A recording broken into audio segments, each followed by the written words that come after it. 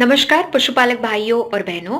हम हर बार की तरह पशुपालकों को बताते रहते हैं कि आप अपनी गाय या भैंस का कृत्रिम गर्भाधान करवा लीजिए। कुछ पशुपालकों का कहना है कि हम हमारी गाय को भैंस को चराई के क्षेत्र पर छोड़ते हैं, वहां पर वो सांड से फल जाती है। तो हम कृत्रिम गर्भाधान का उपयोग कैसे करें? देखिए, सबसे पहले तो आपको ये समझना होगा कि आप अपने दुधारू जानवरों को अगर इस सांड से फलवा रहे हैं तो आप कितना गलत कर रहे हो। इस सांड के वीर्य की गुणवत्ता की जांच कहीं पर भी नहीं हुई है। मतलब कि इस सांड से अगर आपकी गाय और भैंस फलवाए जाते हैं और जो अगली जनरेशन आने वाली है, उनकी अगली पीढ़ी आने वाली है, उनकी उत्पादक क्षमता हमें नहीं पता होगी।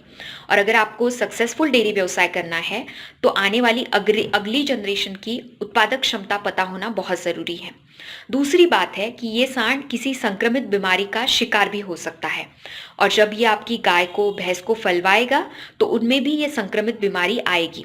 ब्रुसेल्ला जैसी संक्रमित बीमारी से अगर आपकी गाय या भैंस हो जाती है, उनमें अगर ये बीमारी, तो उन्हें अगली गर्भधारणा करने में बहुत दिक्कतें आएगी। कुछ दिनों पहले हमें एक पशुपालक मिले, बहुत खुशी से हमें कह रहे थे कि मैडम आपने हमारे यहाँ पे गाय का कृत्रिम गर्भाधान किया था, तो गाय ने अभी गिर का बच्चा दिया है। तो मुझे आपसे यही पूछना है, अगर आप चराई क्षेत्र में ये जो सांड है, वो सांड से अगर आप अपने गाय का मतलब गाय उससे अगर फलवा रहे हैं, तो क्या आप इतने कॉन्फिडेंस के साथ कह सकते हैं कि मेरी गाय ने जो बच्चा दिया है ये गिर का है, सहीवाल का है, उसका इतना उत्पादन क्षमता उसकी इतनी है? नहीं कह सकते हैं। तो इसी प्रकार से कृत्रिम गर्भाधान करना क्यों जरूरी है और सांड से फलवाना क्यों गलत है, तो अभी हम इस विषय पर इतना डिटेल यहाँ पर डिस्कशन नहीं करेंगे, पर इसका एक डिटेल वीडियो हमने चैनल पर बनाया हुआ है, वो मैंने यहाँ पर ज्वाइन कर दिया है, आप देख सकते हैं। तो आज के हमारे वीडियो का विषय है कि अगर आप अपने गाय या भैंस को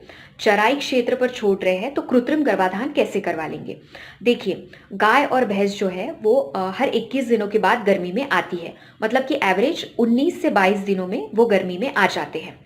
हम हर बार की तरह पशुपालकों को बताते हैं कि आप रिकॉर्ड रखिए अगर आपको सक्सेसफुल डेयरी फार्मिंग करना है तो, और रिकॉर्ड स्पेशली आपको गर्मी का रिकॉर्ड पशुओं के रखना ही है। आपके गाय और भैंसों के कानों में ईयर टैग्स है, वो उनका आइडेंटिटी नंबर है, तो आपके रिकॉर्ड पे रहेगा कि इस नंबर वाली गाय इस तारीख को गर्मी में आई थी।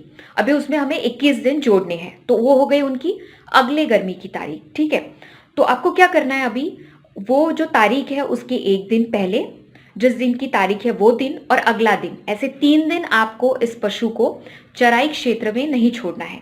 3 दिन उन्हें घर पे ही बांध के रखना है और आपको उनको ऑब्जर्व करना है कि ये गाय या भैंस गर्मी के लक्षण दिखा रही है क्या। गाय और भैंस जब गर्मी में आती है तो क्या लक्षण दिखाती है, इस विषय पर भी हमने चैनल पर एक डिटेल वीडियो बनाया हुआ है, उसका लिंक भी हम यहाँ पर ज्वाइन कर देंगे, तो वो भी आप देख लीजिए। मतलब कि आपको समझ में आ जाएगा कि आपको ऑब्जर्वेशन क्या करना है।